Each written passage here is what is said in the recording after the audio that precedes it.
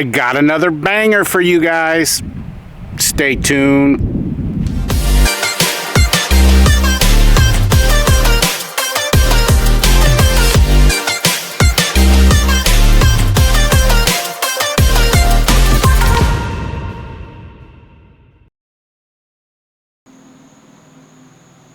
In today's episode, we are discussing how to grow your pressure washing business. Now, this is part 2 of a 9-part series.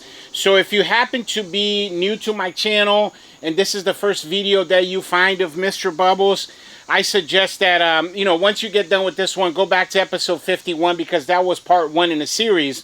In part 1, we discussed the importance of having the right mindset. Now, part 1 was mindset. We talked about the customer mindset and also your mindset. And in part 2, we're talking sales. And then from here on out, we have 7 episodes where we discuss the various types of different marketing strategies that you will implement in order to grow your business. Now, sales to me is, man, of all the skills, so you have operations, administration, marketing, and sales.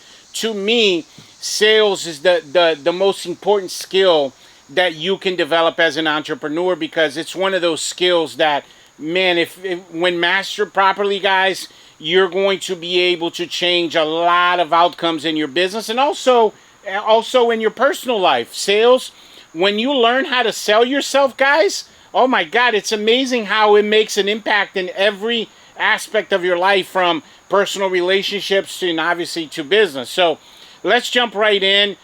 I got a couple of things for you on this one. So, this is this is really a deep dive into how to create and improve your sales ability. Now, I want to say this. I want to get this out of the way. A lot of people don't know this about me. When I was in my 20s, from the time I was 21 to 29, I was a door-to-door salesperson. You heard that right. So I like sales. That's my thing. If I were to say, if there's one thing that I'm really good at in this business and creating my own business and succeeding at it, was I was really good at the sales part, because I already come from an extremely deep background in sales. And door-to-door sales, guys, that's really difficult to do. And it's that hard cold calling sort of sales. So I want to teach you guys how to develop your own sales pitch. And then we're going to talk about the 4 factors of impulse, the things that create sales impulse, and how to increase your and how that helps out to increase your close rate. And then I'm going to give you guys some tips on how you can grow your sales skills ability. So in order for you to create your sales pitch, there's 5 parts, guys. 5 parts to a sales pitch. Now, I'm going to put this up on the screen here for you guys. There's 5 parts to a sales pitch. And guess what, guys? Every single time you've ever been pitched, whether it's while somebody was trying to sell you a car or sell you anything, timeshare, anything, they went through all 5 of these things without you knowing that that's what they were doing. Because it's very important for you to develop a sales pitch, and we'll talk about that in a second. So these 5 things, they are introduction, short story, presentation, close, and then what we call the upsell. Okay? So now, don't worry about it. We're going to go over all of these things, and for the purpose of this video, I'm not going to go into an exact sales pitch here for you guys, because if you email me, you can find my email in the description below, and I will email you a copy of my exact sales pitch that I've been using in the field now, guys, for, oh man, I've been using the sales pitch for since I started my business. So I'm in my 11th year, and I developed the sales pitch in the very beginning of my business when I used to do a lot of door-to-door marketing. So let's go ahead and jump right in. So introduction. Your introduction is just basically going to be a greeting. So, let's say you're at the person's house, you knock on the door, they come out. It's going to be real quick. You're just going to say, hi, how are you? Or, hey, good morning or good afternoon. It's just, all it is just a greeting, okay? That's all the introduction is. So that introduction should be I don't know, 4 or 5 seconds, something like that. It's very quick. So from the introduction, that greeting, you're going to go into your short story. Now, your short story has 2 basic elements to it.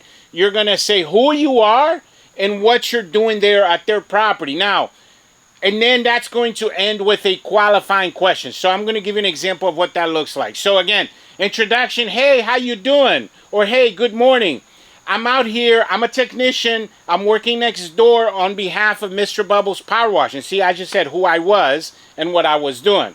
So I'm a technician working for Mr. Bubbles, and I'm out here pressure washing your neighbor's house. Now I'm going to go into my qualifying question, which is, this is how you're going to segue into that.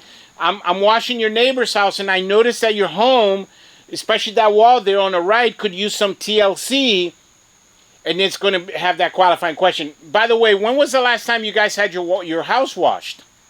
You see how introduction and short story, and it ends with the qualifying question. When was the last time? That's the qualifying question that I like to ask is, when was the last time you guys got your house washed? Now, two things are going to happen here, guys.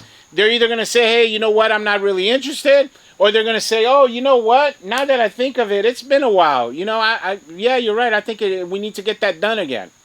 Then you're going to go into your presentation. Your presentation is just a quick synopsis, I would say, of your business and what you're all about. And then, so the way that I do it, I go, hey, listen, you know, Mr. Bubbles, I'm sure you've seen us here in the neighborhood. We've done dozens of houses here in your neighborhood.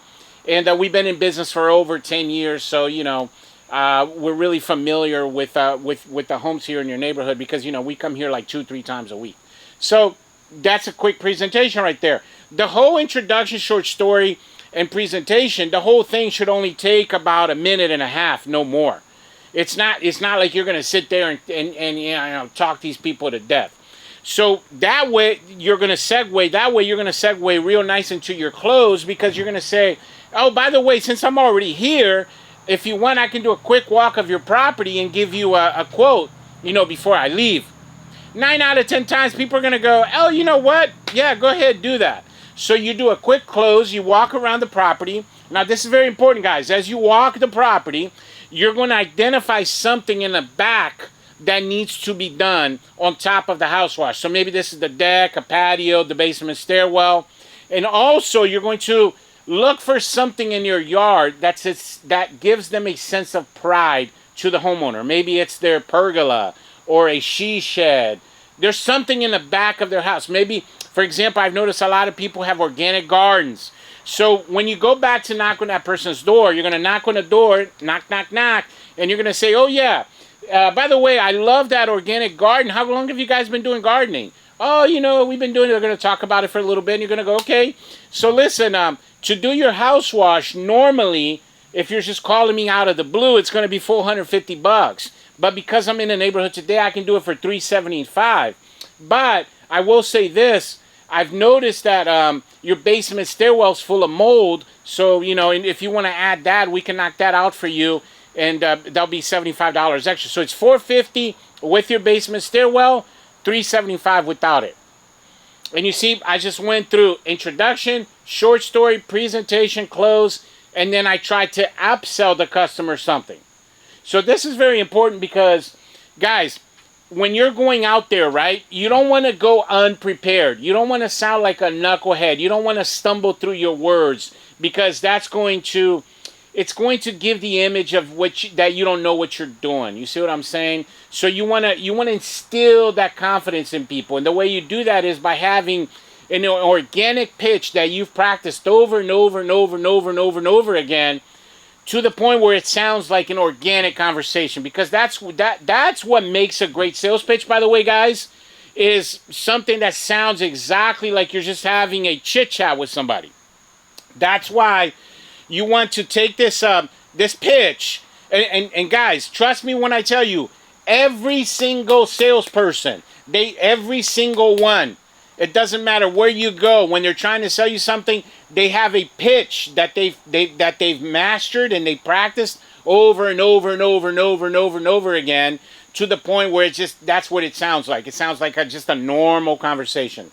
So again, You know, I can email you my exact sales pitch. Guys, with this sales pitch, I've sold thousands and thousands and thousands of jobs with this sales pitch, and I'll give it to you gladly. I will email it to you. My email is in the description below. Just send me an email, and I will shoot that out to you guys. Now, if you want to increase your close rates, that's what we're talking about now, is the 4 factors of impulse, okay? This is another thing. These are tricks of the trade when it comes to sales, increasing your sales ability, right? If you think about these 4 factors of impulse, I'm going to name them, and then we're going to give a quick breakdown of each one of them. It's the sense of urgency, indifference factor, fear of loss, and then finally what's known as the greed factor, or more commonly known as the keeping up with the Joneses, right? So these things, they're used on us all the time. Like, if you guys, when you go into a grocery store, guess what? The products that you see throughout the store, they're there to impulse you into buying something that you weren't, you know, on your list, let's say, to buy. Like, let's say you go get some milk, and there's a shipper of Oreo cookies right there. And you're like, oh man, you know what? These would go great with some, you know, I haven't had milk and cookies in a while, so you grab Oreo cookies. That's an impulse buy. When you go up to the register, my weakness is, oh my God, what are those things called? Reese's Pieces. That's my weakness. Whenever I go to the register, that's why they put that there, to impulse you to buying something that you weren't really planning on buying, right? And that's what you're doing here. And there's tricks to the trade to be able to do that. And that's why you have these factors of impulse. So a sense of urgency. That's when, like, they do sales, for example, that are one day only. For example, the one that they do right after Christmas. I forget what it's called, but not Christmas. My God, right after Thanksgiving. The Black Friday, that's what it's called, Black Friday. So sense of urgency is like, oh man, let me jump on this right now, because, you know, this doesn't come around very often. And I'll give you an example how I used this in the field recently. I gave a price to do an add-on for a customer, and it was just a patio, right? Like a little concrete patio. I was already there to do the house. And then she was like, oh, I might get that done next time. I go, well, let me tell you, next time it's going to cost you $185 if we got to come back to do it. But because I'm here today, we can do it for $75. And she was like, oh, you mean I save over $100? I was like, yeah, so you might as well get it done today. She's like, yeah, go ahead and add it. So you see how that sense of urgency, I was able to impulse her into doing it. Because again, she was like, oh, I might miss out on that quote-unquote sale, okay?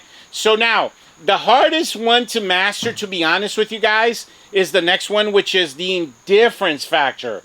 This one is very hard to master, especially if you're new to the business, because you're getting out there, you know, you're desperate to get work, and you want to get money, and, you know, you have bills to pay and this and that. And so what happens is you come off as desperate. And that is the opposite of indifference. And so, you know, that's something where you want to avoid that, guys, because when you come off as desperate to people, or aggressive, let's say, which is also the opposite of indifference, I would say the exact opposite of indifference is aggressive. You know, if you go out there, we've all ran into this where, you know, you have an aggressive salesperson that's like, man, there's like trying to sell you no matter what. That really puts people off. You don't want to be that way. So you want to capture the spirit of indifference, which is just like, almost like you don't really care about the sale. And then guess what? If you act this way and you talk to people and you're indifferent in what you say and the things that you do, you're going to increase your sales tremendously, guys. Because everybody wants to be a part of something that they can't have. This is true pretty much of anything in life. If you're out there desperate trying to get customers, and you're coming off as desperation when you try to sell them, it's going to rub them the wrong way. Trust me. So you want to be a little aloof about it, a little bit indifferent about it. And again, guys, this is why this is so hard to master, because it takes years of practice out in the field for you to be able to really to really get this going in a very effective manner. Okay, so the number one thing I'll say about this to you guys is, I want you to capture the spirit, right? Like, pretend for a second that you already own $1 million company. What would your attitude be like? What would you look like? Would you be wearing professional uniforms if, you know, you had $1 million company? Of course you would. You know, and what would your verbiage be like? And would you really care? I mean, think about it for a second. If you already ran $1 million company, would you really care about that $250 driveway or that $500 house wash? Would you care about it that much? Probably not. You would just be like, you know, it's one of 20, 30 jobs that we do a day. Whatever. Well, guess what? If you capture that spirit from the very beginning, you're going to get some customers. Because when you try very desperately to sell people, the opposite of what you want happens. And when you try not to sell, that's when you sell. It's weird. It's like an oxymoron, but it's true. So capture the sense and the spirit of indifference. Now, the next one goes hand in hand with sense of urgency. It's the fear of loss. Okay? People, oh my God, this is like one of the, you know, you ever heard the one day special or last day promotion? So, you know, I always remember oh my God, what are those things called? McDonald's. They have, the McRibs. That's why they only bring the McRib like for a few weeks out of the year, something like that. I don't even know if they have them in your area. Because of fear of loss, it drives people, you know, to go get them. Because, you know, you don't want to miss out on a promotion. You don't want to miss out on a sale, right?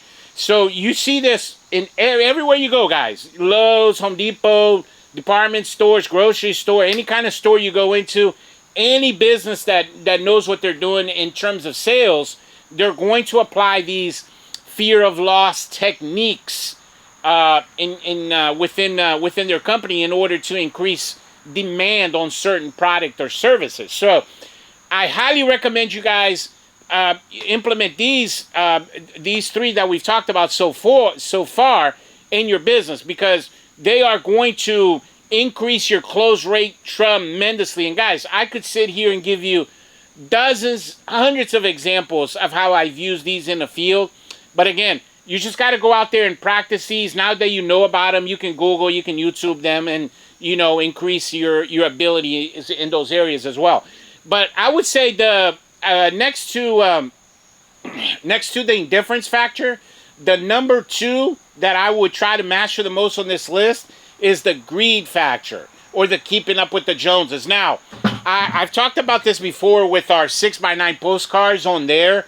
I have like a little box that says one of your neighbors just got a Mr. Bubbles house wash. Guess why that's there? That's right, you guessed it. It's because of the keeping up with the Joneses factor. Because I already knew about this even before I started my business. That's why I put that box on there.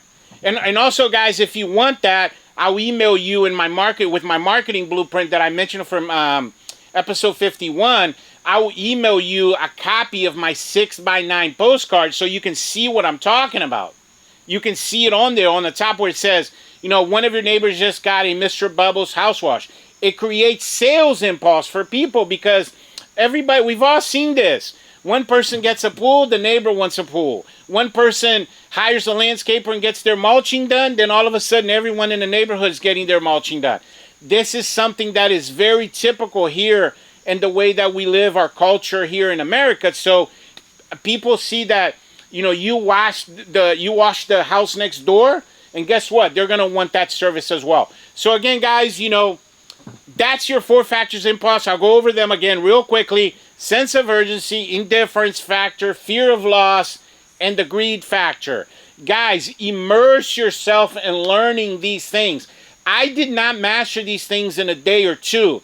The best way to master and practice these things is just get out in the field and do it over and over and over and over and over again until it feels organic. And like I said, I will email you my actual sales pitch, and if you feel comfortable doing it exactly like word for word how I do it, I suggest you do that and you get out there and you just practice. Once you've pitched about, I would say 200-300 people at least, you're going to feel super comfortable about it, and you're not going to even think about, you know, what you're saying out there, and it's going to work great for you. Now, so we've talked about how to create a sales pitch. We've talked about the 4 factors of impulse, which will help you increase your close rate. Like an effective close rate in our business, guys, you know, if you're out there and you're getting, let's say, I'm just using an example, 100 leads a month, you should be closing anywhere between 50 to 75% of that. Now, let's say you have a close rate of 80, 90%. Well, that means that your prices are too low, and you got to raise your prices up. You should not have a close rate of 80 or 90% in this business. Like, I think the last time that we tracked it, I'm pretty sure our close rate is like 60%. And I would say that's right there for big companies, anywhere between that 50 to 75 range. Above 75% is because you're lowballing, and that's how you're getting so many closes. And you don't want to do that as well. We've talked about that in other episodes. You want to run a really good business in terms of net margin, so you're able to grow and stuff like that.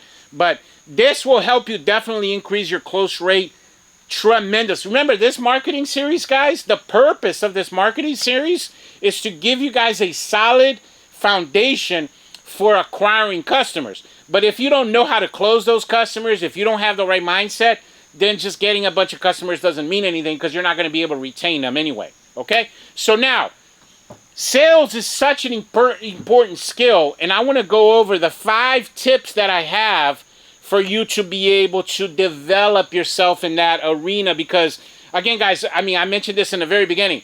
4 things that you're going to need, 4 areas of your business, I should say, you're going to need to focus on in order to grow a very successful pressure washing business. It's operations, sales, marketing, is what we're talking about now, right? Marketing and administration, which we've talked about in great detail as well on this channel. So, you know, one of those pillars is marketing. That's what this series is about. The other one is sales, which is also within this series. So you're able to get a double whammy and be able to increase your skills in both those areas with this course. So let's jump right in. Number 1 that I got for you of the 5 things is self-development. Okay? Now, the great thing is you're already on that path because you're listening to this video, you're watching this video, right? But you want to go above and beyond that. Guys, guess what? I have read over 300 books. Over 300, like 300 plus books in sales. And I'm not talking about self-help books now. Okay?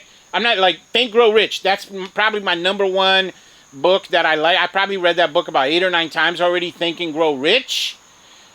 I highly recommend that book, but that's not just a book that's just about sales. It mentions sales in there, but it's not just about sales. What I would do if you like to read, I would go to Amazon and look at maybe your top 5, top 10 books about sales and just devour them. If you're not, if maybe like you're like me, I just don't have that much time anymore to read, guys. I just don't. I got multiple businesses happening, employees. I got a lot going on. I don't got time like that to read like I once did. So I watch YouTube videos. Like sometimes I'm in a bathroom, or sometimes I'll listen to podcasts when I'm out in the field. That's another one. So that's what I would recommend you guys do is listen to people that are knowledgeable in that arena when you're out in the field. A lot of you guys, man, a tremendous amount of you guys that have messaged me are truckers, and you're out there, you're driving 18 hours a day. Man, get yourself, some headphones and just listen to all kinds of podcasts where they talk about sales and how to develop that area. So again, very important self-development in the area of specifically how to increase your sales skills. Number 2, understanding the law of averages. Maybe some of you guys here have never even heard about the law of averages. So the law of averages, the law of averages just basically says you're going to talk to X amount of people, and a lot of those people will say no, and some of those people are going to say yes. And that's all it is. It's just the law of averages. And you just got to go out there and play your law of averages game, right? So you're going to go out there and you're going to pitch, like I just said, 100 people and 60 are going to say yes, and 40 of them are going to say no. That's right where you want to be for the pressure washing business, okay? This is very important because you know, don't get discouraged out there, guys, when you go out there and you're getting a bunch of no's. The way I look at it is every no gets you closer to a yes. Let me repeat that. Every no gets you closer to a yes. Okay, so that's what sales is really about. And guess what? It doesn't matter if you're selling campers, if you're selling cars, if you're selling houses, or if you're selling a service like pressure washing. Every time somebody says no to you, get excited, guys. Because you know that right around the corner is somebody that's going to say, when somebody says no, right around the corner, somebody's going to say yes. Okay? That's what the business is all about. Understanding that there's a law of averages to everything that you do out here in this business. That's how you're going to learn, through a process of elimination. You get the no's out of the way so you can find your yes. That segues real nicely into the next thing that I'm going to talk about here in developing your sales skills, is understanding that in order for you to become a sales master, you have to have a positive attitude. Now, I think I've mentioned this before in my channel, guys. Without a positive attitude, if you're the type of person that you just see everything through a negative lens, you're not going to make it very far in this business anyway, okay? You're not going to be able to develop yourself. You have to turn that part of yourself off and learn how to become a very positive individual, because this business, that's just how it is. If you I think I mentioned this in the other episode, you're going to create the things that you put into your mind. You're going to create them in reality, right? So if you go out there and you're like, man, this house here, they're probably going to say no to me. Well, you're right. They are going to say no to you because you put it in your mind. So every house I go to, I always go with that positive attitude, like, oh man, this is going to be my next big project right here.